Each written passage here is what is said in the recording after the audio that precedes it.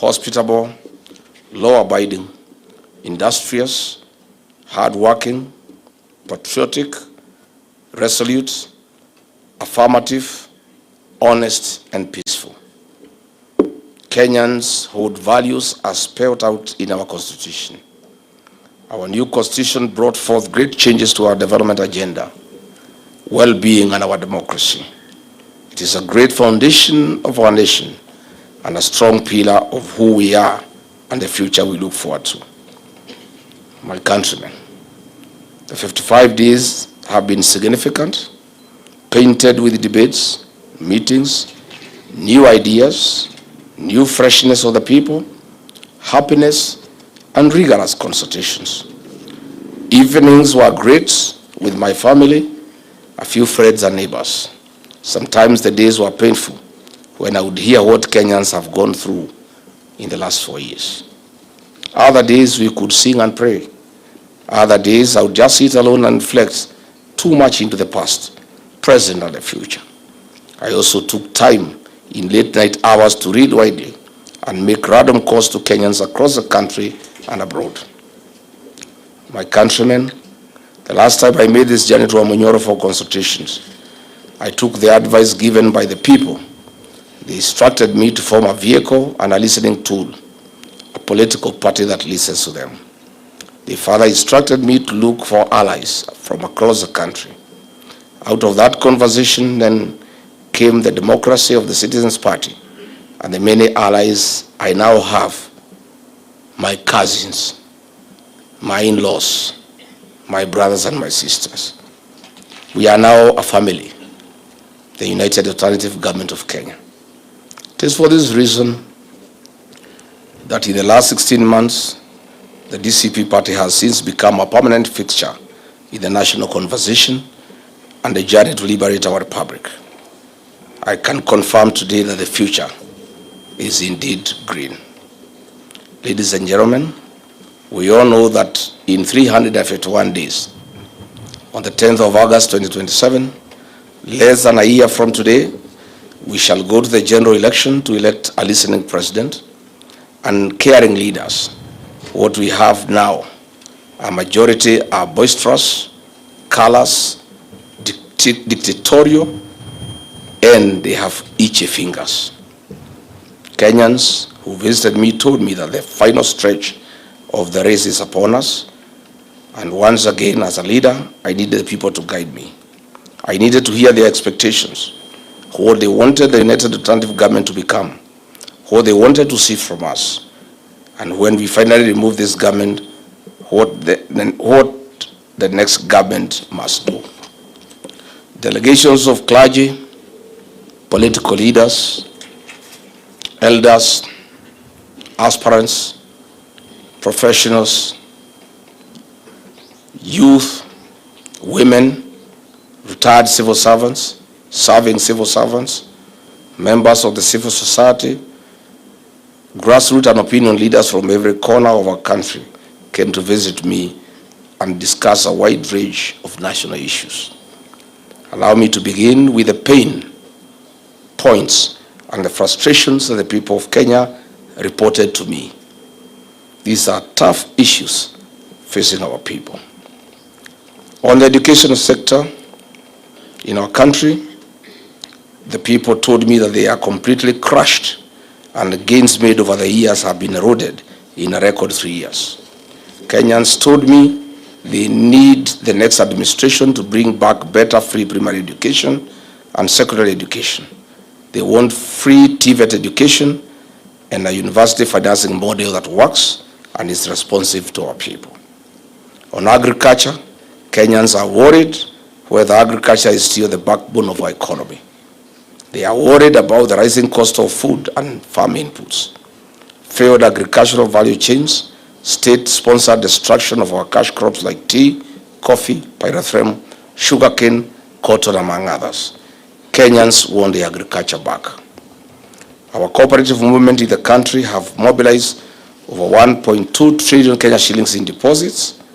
That is their money, their savings. They do not want this regime to touch even a coin. They do not want their assets to be sold to a select cabal of political businessmen, but to members of the cooperative movement that represent the true face of hard-working, honest Kenyans. On healthcare, Kenyans from across the country confirmed that our nation's healthcare system is broken. Kenyans want drugs in hospitals. Kenyans told me that they need the next administration to sweep clean the healthcare sector in our country. Access to healthcare is more than just the SHA registration. We must align and implement 6 building blocks of having effective service delivery, a motivated health workforce at county and national level, health information systems that are priced fairly, access to essential medicines and technology, robust health financing models, and most importantly, servant leadership and good governance. The security of our nation remains a great concern for Kenyans. The people told me they cannot understand how a police vehicle can be used to ferry goons. They have never seen in history where criminals operate hand in hand with the police. Kenyans want the goon culture in their country swept out once and for all. On abductions, extrajudicial killings, Kenyans told me that they know the state is funding goons and death squads to terrorize their own citizens. Kenyans told me that none of this should be allowed to pass without consequence.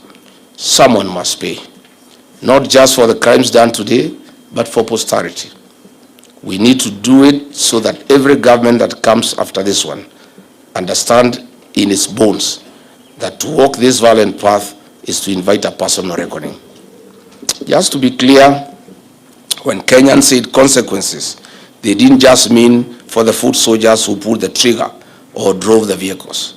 They mean the ones who sat in comfortable offices, coordinated and signed off and declared war on their own people, and they must start trial. They must be prosecuted. They must be convicted. They must serve as an example to all. The people of Kenya are crying for justice. This is the bare minimum for the United Alternative Government once we get into power on 10th August 2027. Kenyans told me that this government, which came to power on the claim that it was God-fearing, has allowed churches to become a target of violence. Goons, rogue police officers, and death squads launch attacks on places of worship with impunity. Kenyans saw this violence in churches in Mweki, Kariobangi, Gatodo South, and most recently, ACK Cathedral in Nairobi and Kisumu, and of course, the ACK Wetima Church in Othaya. Kenyans want the church to be off violence from the state. On the economy, various professional bodies brought in their views on the state of our economy.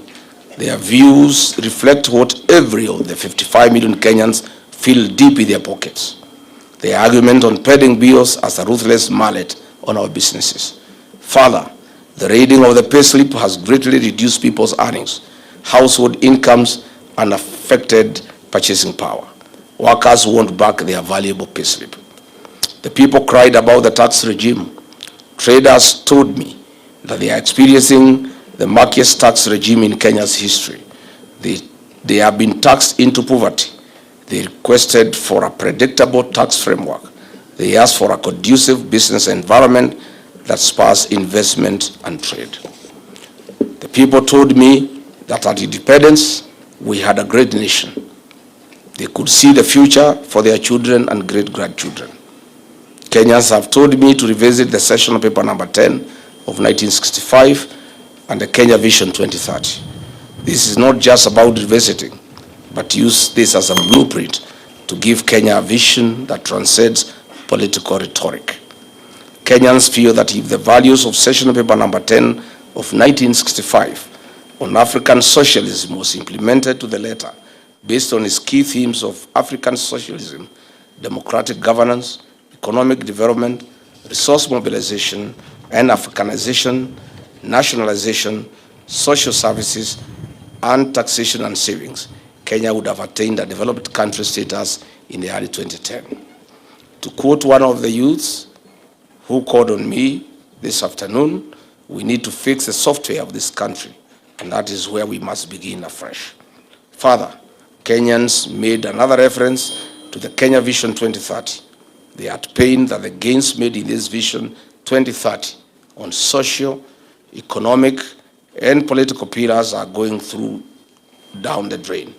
Kenyans have told me that the foundations of the Kenya Vision 2030 on economic growth, social transformation, and political reforms to create a modern, industrialized, democratic, and an inclusive nation must be revisited. With only about 3 years to the year 2030, Kenyans are disappointed and are staring into a bleak future. Professionals express their displeasure that if this vision were implemented fully and targets achieved by the year 2030, our nation would have realized its demographic potential in the early 2040s, and this is where our republic would have transitioned to a mature, high-income economy and a high-productivity nation. On the rule of law and fidelity to our Constitution, the country is pained by extrajudicial killings, abductions, and forced disappearances of people. Our young people simply want a system that works for all. The 2024 Gen Z protests and the 7th July 2024 Sabasaba protest remains a painful history in the minds of Kenyans. The people of Kenya who called on me want a public inquest on this matter, and all those involved in the killing of our young people to face the rule of law. Kenyans want to know how many young people we lost, and they want this day to be marked in the calendar of our country. On devolution, many Kenyans, especially Kenyans from the northern Kenya, cannot see or feel the impact of devolution in their counties to the extent they ought to. Kenyans want value for the equitable share their counties have received since 2013. Kenyans want accountability. On women and gender, Kenyans continue to demand that the two-thirds gender rule must be implemented. To Kenyans, gender is more than participation of women, but practical inclusion in development of our nation. Women should be included in leadership to fill the numbers, but not just to fill the numbers, but to strategically participate in nationhood and nation building. Our youth have told me that they need fair and decent jobs, fair pay for equal work done. The youth have told me that they have been subjected to a slow-growing economy, unemployment, underemployment, poor working environment, exploitation, among others. They are overworked, underpaid, and overtaxed. On environmental conservation, Kenyans told me that we risk losing our next generation due to destruction and decimation of the environment. We must leave the ideals of conserving our environment and preserve our common home. On religion, the religious leaders expressed great anguish on the attack and the desecration of the altar. They told me that the church and the state must coexist. I agree with them. I gave my unwavering commitment that the Church of Christ, under my leadership, will remain respected and accorded its rightful position in the country. While at it, the small-scale traders came to see me. The proposed KRA import duty directive affecting clearance of consolidated cargo entering Kenya is not acceptable. The traders have told me that increasing duty from 2.5 million Kenya shillings to 3.5 million Kenya shillings per container will be painful not only to the importer, but also painful on the final consumer. Kenyans are saying this must be stopped on the tracks. Kenyans have informed me that the Kenya Information and Communications Amendment Bill 2025, currently before the National Assembly, having undergone its first reading in July 2026, is punitive. The bill, Kenyans have told me, breaches the right to privacy under Article 31 of the Constitution of Kenya and the Data Protection Act, among others. Kenyans are demanding a robust public consultation before passage, as well as robust data protection, transparency, and oversight mechanisms. The public service reported that they live under perpetual fear of the state and state mandarins. Apart from demoralization, the service is no longer attractive to work for. Kenyans have been instructed that the next administration must bring back the pride of the public service, as well as restoring the dignity of the payslip. On foreign affairs, the people of Kenya are simply holding their breath. They are wondering how Kenyan sons would find themselves in a war zone in Russia and Ukraine. They do not understand how the government of Kenya would host a parallel government of Sudan run by internationally sanctioned criminals. Kenyans told me that they want a paradigm shift from political diplomacy to economic diplomacy that serves the interests of 55 million Kenyans and not one person. On sports, creative and digital economy, the players in this sector inform me that they are exploited. There is no fair pay compared to their counterparts in developed economies. They feel completely left out. They charge me with the responsibility to craft a manifesto that places their dignity above everything else. On social security, this requires urgent reforms and an assurance that we can do better as a country. My commitment is an inclusive social welfare for every Kenyan, where no one will be left behind and their hard-earned savings are secure and invested prudently in nation-building projects. On energy and the generational infrastructure, Kenyans want an inclusive development program that is free from political patronage. They do not understand why the government of the day is involved in doing what the private sector should be doing. On illicit brews and drugs, Kenyans in one voice told me that we are back to the menace in a big way. The progress we had made when I served as deputy president has been eroded. Our children, our young people are dying. There are funerals everywhere. I have clear instructions from Kenyans that this menace must be a top priority by the next government. We must protect Kenyan population from extinction. On the sale of public assets, Kenyans have told me that this is wrong. What is more annoying is the impunity and the manner in which it's being done. The people of Kenya have clear instructions that strategic public assets that have been sold must be brought back to the people of Kenya when we form the next government. Kenyans have asked me to develop a policy paper on all sectors and present a blueprint to them for validation. This will be done once I'm back from the United States of America, where I'm traveling later in the week. I'll present my blueprint based on what the people of Kenya want. Overall, the people told me that the covenant with the executive was broken and the promises made therein remain unfulfilled to date. Dear Kenyans and my countrymen, I have heard the people from the South Rift. They were abandoned by their leaders immediately after the elections, a cycle that has always recurred. The promises of development that they were given have never been delivered. Their community land is being grabbed in broad daylight by people who fear no consequence because of their connection to State House. We discussed this and many other issues in that region. From the Nairobi City County, leaders, aspirants, professionals, and businessmen all agreed that our capital city is in ruins. The streets have become rivers because no work has been done on drainage. Children are packed into classrooms so congested that no learning can take place. Families and businesses watch bulldozers flatten their homes and their places of work in targeted inhuman demolitions. Goons and killer squads are in the streets and in the estates. The police who should be protecting the people are too busy serving as bodyguards to these criminal elements as they wage a war against the people of Kenya. From the Maa Nation, elders, leaders, and aspirants told me how they are watching as their land is being stolen by the president and his cronies. They are in pain because when their people have stood to protect what is theirs, many have been shot. Land theft and police violence rage across their counties. From the coast, elders and senior leaders told me of their challenges at the port of Mombasa, the key to the coastal economy.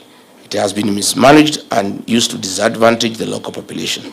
Ranches are being seized at gunpoint. Minerals are being carted away, but the local communities see no returns. The drug epidemic is back. I spearheaded this fight as deputy president, but the gains have been lost. Drug dealers have been welcomed into the highest decision-making table, including sitting in the cabinet. This disease is devouring the youth at the coast. From northern Kenya, leaders, professionals, and concerned citizens told me of the absentee leaders who do nothing to combat the underdevelopment and entrenched poverty. Devolution, the promise that was supposed to bring government to their people, has instead seen resources disappear with little to show for it. The drought still comes, the water has still not come. For the western and western regions, the people reached out to me. They decry the sugar sector crisis, the reclassification of VAT increases cost of transporting sugar to the factories. The sale and leasing of sugar factories to private sector does not benefit only farmers, but the cabal that is hell-bent on pursuing selfish gains at the expense of 55 million Kenyans. For the North Rift, the people collectively spoke about the menace of banditry, cattle rustling, and the crop failure that has been experienced in the region. That warlords of violence are now eating in government, but the problems still remain. For the people of Mount Kenya region, I've heard your voice of unity. This will be done. We are one people and one nation. For the members of the fourth estate, they decried state harassment and curtailment of their freedoms that are enshrined in the Constitution. The media wants to be left free as espoused in our Constitution. This is only a sample of the discussions that I was having here in Wamunyoro. Just a small fraction. There is much more. The work before us, which is required to liberate this republic and save our people, is truly significant. Fellow countrymen, each day when the delegations left and Wamunyoro was quiet, I was left alone with the weight of their words. That weight was very heavy on my shoulders. I have said this before and I'll keep saying it so that Kenyan people know that I have not forgotten. I helped bring this administration to power. I rallied my people, my resources, my networks, my energy, and my ability to move people to put this government into office.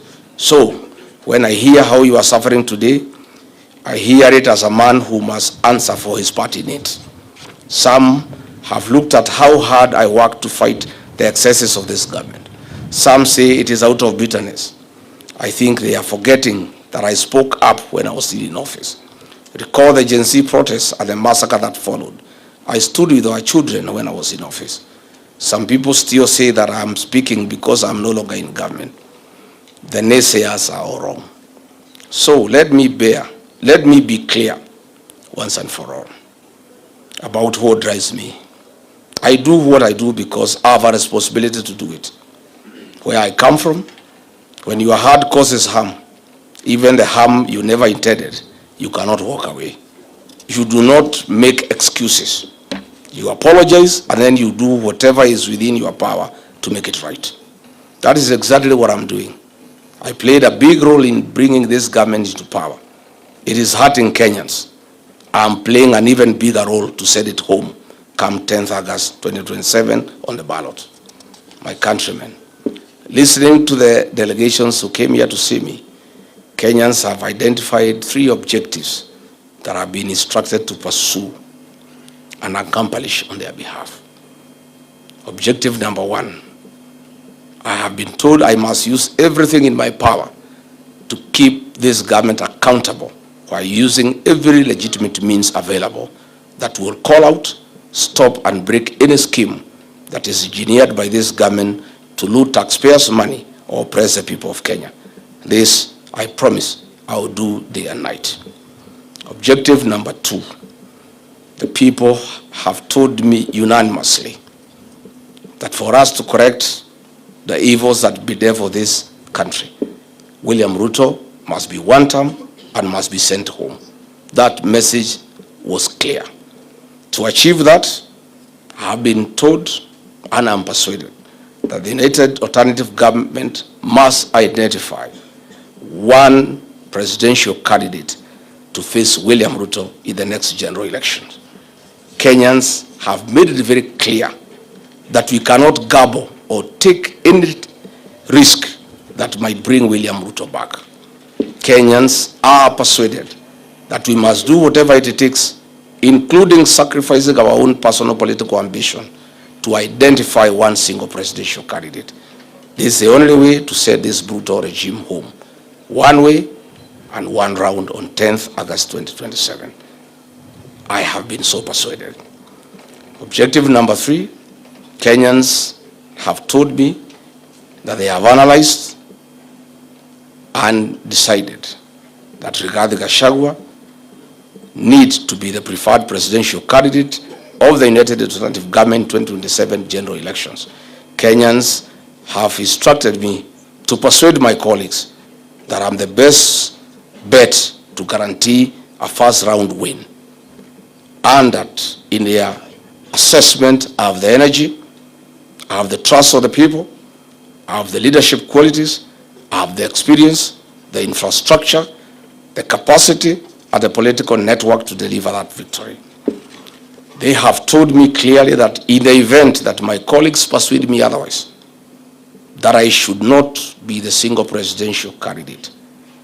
I should not in any way be the reason why the United Alternative Government should fail to have one single presidential candidate.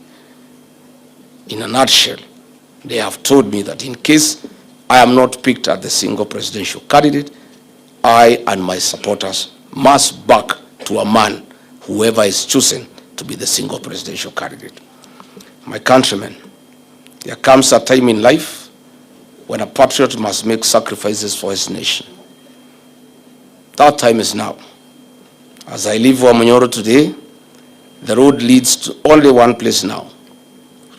Forward to 2027. Forward to the liberation and restoration of our country's dignity, and forward to the Kenya you have been yearning and aspiring for. I'm ready to walk this road with you, and I stand ready to take on this fight. I assure you that the United Alternative Government is committed to ensuring fair, transparent, verifiable, credible, and democratic 2027 election and the liberation of the Kenyan nation and the restoration of the dignity of the Kenyan people. May God bless Kenya. May God help us liberate our great nation. I thank you.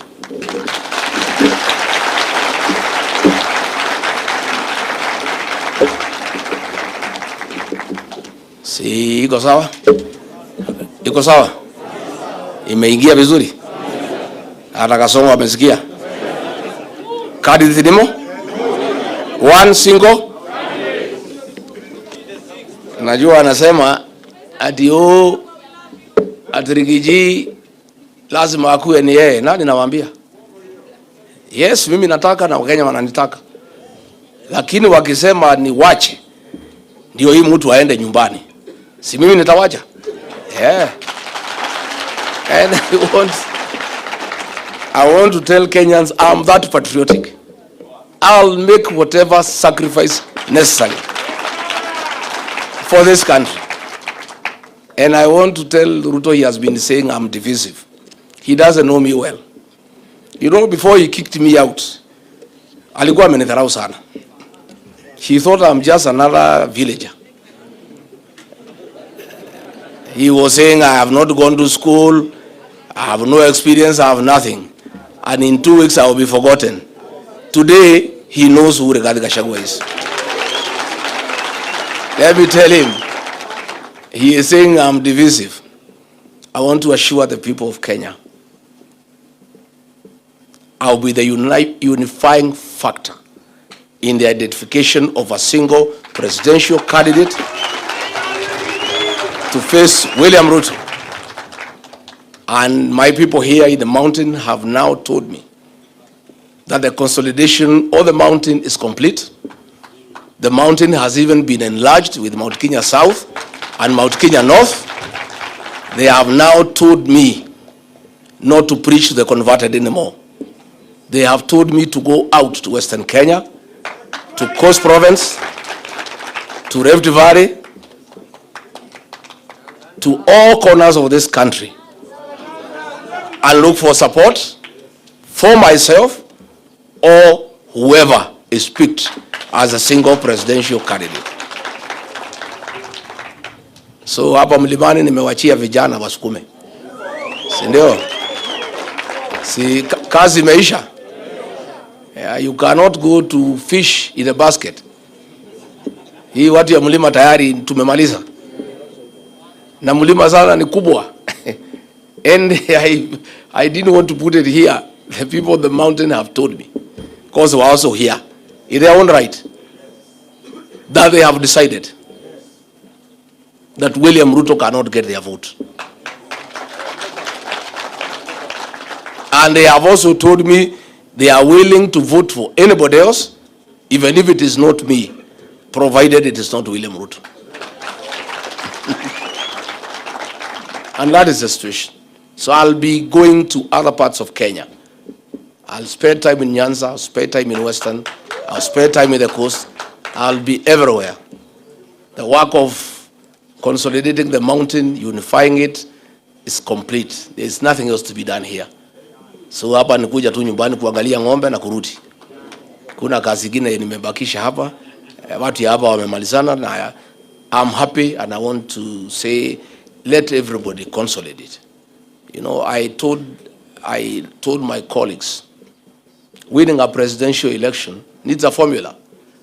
And some of us are quite experienced. We have been in this game for a long time. I've been in every succession since 1992.